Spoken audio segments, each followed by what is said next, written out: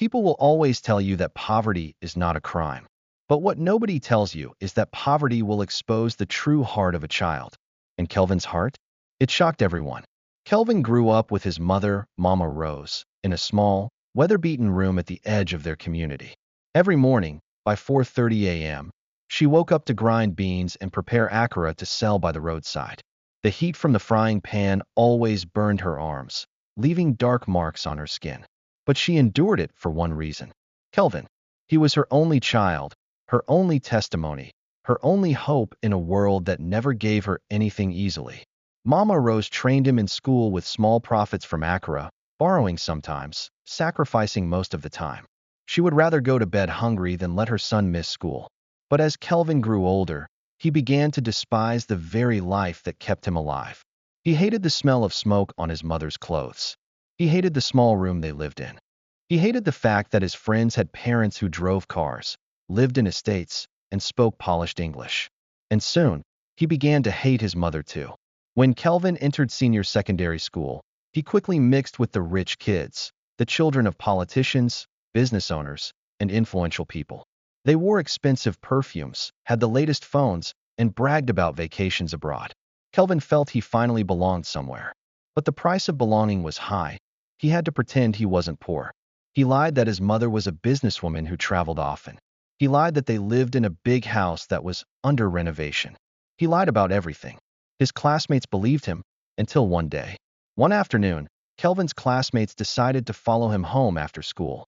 They said they wanted to see his mother and taste her cooking. Kelvin panicked. He knew the truth was about to come out. As they approached the street where he lived, he became restless. The roads were dusty and narrow. The houses were squeezed together. Women were selling vegetables by the roadside. Children ran barefoot. His friends were already giving each other curious looks. Then they saw her, Mama Rose, sweaty, tired, standing beside her frying pan, selling akara with a smile. "Kelvin, my son, welcome," she called out happily, not knowing the storm coming. Kelvin's friends looked confused. "This is your mom," one of them asked. Kelvin felt shame tightening around his throat. Instead of acknowledging her, he hissed loudly and said, "Don't mind her smell. She's used to smoke from frying outside.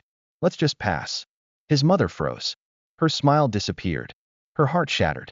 Kelvin's friends were embarrassed, not for her, but for him. But Kelvin didn't care. He walked past her as if she were a stranger, leaving her standing there, blinking back tears. When Kelvin got home that evening, he found Mama Rose sitting quietly on the bed, staring at her hands. "My son," she said softly, "did I offend you?" Kelvin snapped.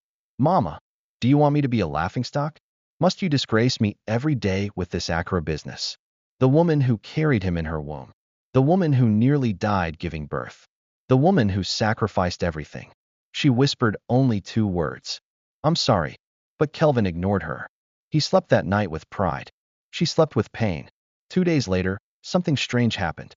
A black Prado Jeep slowly drove into their compound. Mothers carrying buckets stopped to stare. Children screamed and ran toward it, excited. Neighbors murmured, "Who are they looking for in this poor compound? Maybe someone won a lottery." Kelvin came outside, irritated by the noise, until he saw the door of the Jeep open. A tall, well-dressed elderly man stepped out. He had the presence of someone used to respect. His eyes scanned the compound until they landed on Mama Rose, who was just returning from the market with firewood. The man suddenly froze. His lips trembled. "Rose?" he whispered. Mama Rose nearly dropped the firewood. You're still alive?" she muttered, stunned. Kelvin looked at both of them, confused. The man took slow steps toward her, his voice breaking. 20 years ago, I made the worst mistake of my life. I left you. I abandoned you, and the child I didn't know survived." Kelvin felt something rip open inside his chest. "Child? Abandon? Survive?" The man's eyes filled with tears as he turned to Kelvin. "Young man," he said with a trembling voice, "I am your father." The entire compound went silent. Kelvin staggered backward.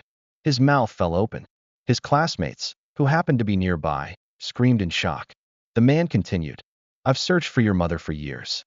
Now that I've found her, everything I own belongs to both of you." Kelvin's legs shook. Suddenly Kelvin remembered every insult he had thrown at his mother. Every lie. Every shameful act. Every time he wished she wasn't his mother. He remembered rejecting her in front of his friends. He remembered telling her she smelled. He remembered walking past her Acura stand as if she was nothing. And now, the woman he mocked was the very reason he was about to become a millionaire. Kelvin dropped to his knees in front of her, crying like a baby. "Mama, forgive me," he sobbed. "I didn't know God was preparing you to be honored in front of those I used to impress." Mama Rose knelt too, lifting his face gently. "My son," she said with a soft smile, "poverty is a phase. But disrespect? It lasts forever. Promise me you will never be ashamed of me again." Kelvin hugged her tightly, tears soaking her wrapper. "I'm sorry, Mama. I'm so sorry." His father wiped his own tears and placed a hand on Kelvin's shoulder.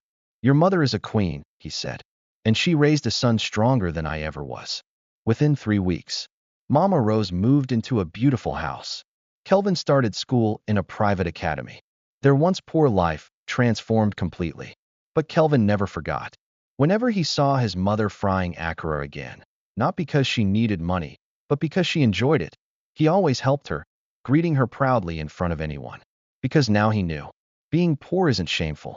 Being ashamed of the person who kept you alive is. "I'm sorry, Mama. I'm so sorry." His father wiped his own tears and placed a hand on Kelvin's shoulder. "Your mother is a queen," he said, "and she raised a son stronger than I ever was." Within 3 weeks, Mama Rose moved into a beautiful house. Kelvin started school in a private academy. Their once poor life transformed completely.